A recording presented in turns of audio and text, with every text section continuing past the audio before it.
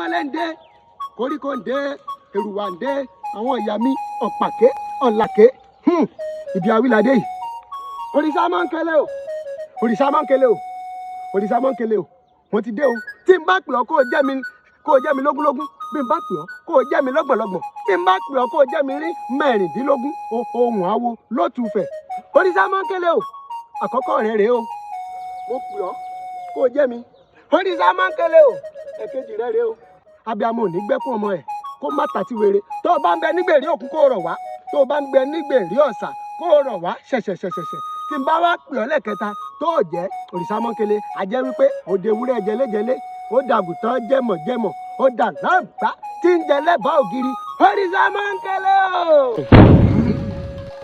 Orisa Monkele o Orisa Monkele o alẹ́mọ̀rẹ̀rẹ̀ bí ogún ọ̀fẹ́ nìkájà tọ́ bọ gbogbo wọn lé lójú.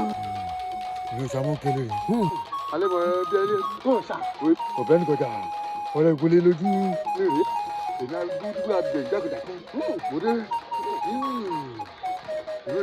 Orisa Monkele o adájọ́ má ṣe a sọ̀rọ̀ má yẹ bírú wọn bá sọnù ó yẹ ká wá wọn ní ni mo ṣe ní wá àdéhùn tí ń bẹ láàrin èmi rẹ òun mo gbé wá fún ọ oúnjẹ rẹ mo gbé wá Orisa Monkele o òun rèé.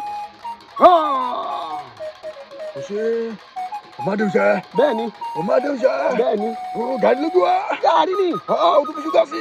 bẹ́ẹ̀ni. àmọ́ bí ti ṣe nàìjíríà ṣe rí o tẹ̀ tún gbé gàdí wa o tún fi ṣúgà sí. ó ní ṣúgà. ayé rẹ ṣe ládùn o gbé gàdí wa. gàdí ni. gàdí tún kọ́. gàdí Ìjẹ̀bú ni. ayé ò ní kọ́. àṣẹ. ìwà àtàwọn olólùfẹ́ rẹ. bẹ́ẹ̀ni. ayé ìyá máa ládùn. àṣẹ. ṣúgà lé lóyún. ayé ìyá máa ládùn ni. àṣẹ. mo lè jẹ pé sàmà la máa ń jẹ o jẹ gbé gàdí wa o gbìyànjú. ló wá bẹ́ẹ̀ ni. nàìjíríà ló fà á. gbé bó ìjọ náà yìí wàá kí tó da lọ́jọ́ bọ̀. àṣẹ. o jẹ gbé gàdí wa pẹ̀lú bí nàìjíríà ṣe rí ayé yẹn ó rọrùn. ìwọ àtàwọn olólùfẹ́ rẹ o máa dàkún yìí.